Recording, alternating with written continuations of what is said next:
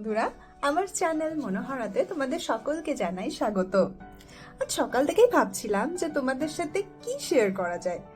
তখনই ভাবলাম যে আমাদের বাড়ির চারপাশ দিয়েই বা আমাদের এখানকার বাড়িগুলো কিরকম দেখতে হয় সেগুলোর সাথেই তোমাদের পরিচয় করানো যায়।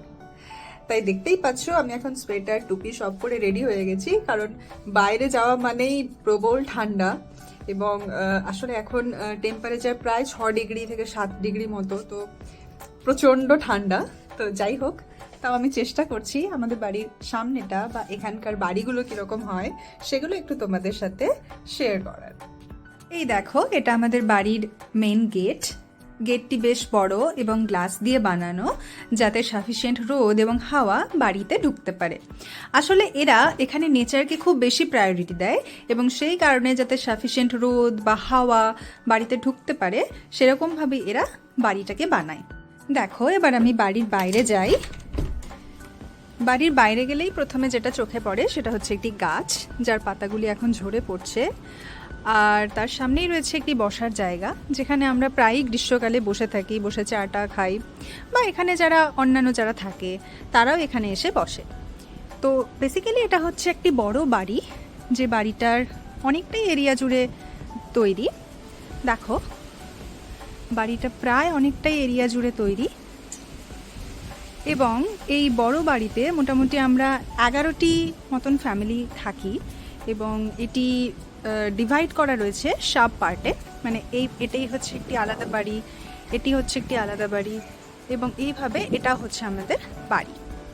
তো ওপরেও থাকেন মোটামুটি 3টে মতন ফ্যামিলি ওপরে থাকেন। বেসিক্যালি এই বাড়িটি একটি চার্চ ছিল, তোমরা দেখতেই পাচ্ছ এই যে চার্চের মতন স্তম্ভের মতন দেখতে। তো এটি একটি চার্চ ছিল এবং এটিকে রিনোভেট করা হয়েছে এবং অনেকগুলি বাড়িতে ভাগ করে এটিকে ভাড়া দেওয়া হয়েছে।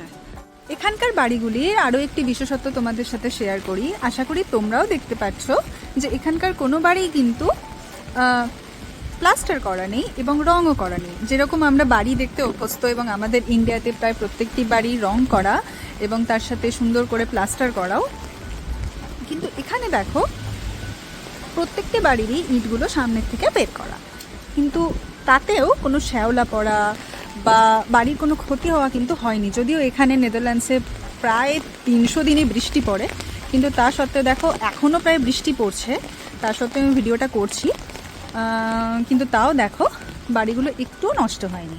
আমাদের এখানকার প্রায় প্রত্যেকটি বাড়িরই নিজস্ব একটি নেম প্লেট রয়েছে এবং এটি হচ্ছে আমাদের বাড়ির নাম্বার, যেটির নাম্বার দেখো লেখা আছে 2H। আর এখানকার স্ট্রিট নেম যেটা হচ্ছে ডাইকমানস্ট্রাট, সেটাও এই উপরে লেখা আছে। আর প্রত্যেকটি বাড়ির সামনেই এরকম একটি করে আলো দেওয়া রয়েছে, যেটা বাড়ির ওনারই এগুলো মেনটেন করে।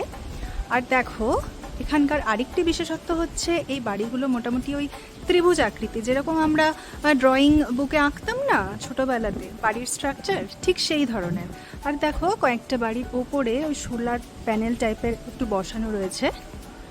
এবার তোমাদেরকে দেখাই যে আমাদের বাড়ির সামনের এই ফাঁকা জায়গাতে, এবং দেখো এখানে অনেকগুলো গাড়ি পার্ক করা রয়েছে। এটি হচ্ছে বেসিক্যালি আমাদের এখানকার পার্কিং স্পেস আমাদের এই অ্যাপার্টমেন্টের, এবং প্রত্যেকটি বাড়ির জন্য আলাদা আলাদা পার্কিং স্পেস অ্যালোকেট করা রয়েছে।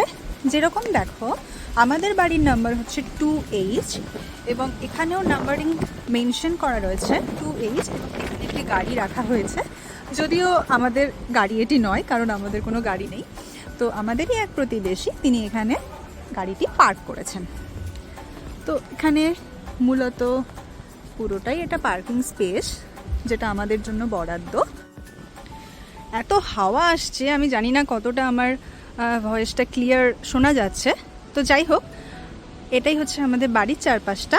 আর আরেকটা জিনিস তোমাদের সাথে আমি শেয়ার করি, সেটা হচ্ছে এখানকার প্রত্যেকটি বাড়িরই একটি করে লেটার বক্স রয়েছে, যেটা আমাদের ওখানে সাধারণত আমাদের বাড়ির সামনেই দেওয়া থাকে লেটার বক্সটা, কিন্তু এখানে সেটা নেই।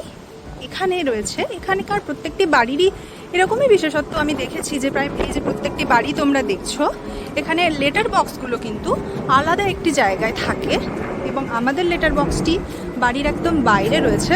এবং দেখো, এখানে সব বাড়িগুলোর নাম্বারও দেওয়া রয়েছে এবং প্রত্যেকটি বাড়ির নাম্বারে যার যার লেটার আসে সেগুলো এখানে সবাই দিয়ে যায়।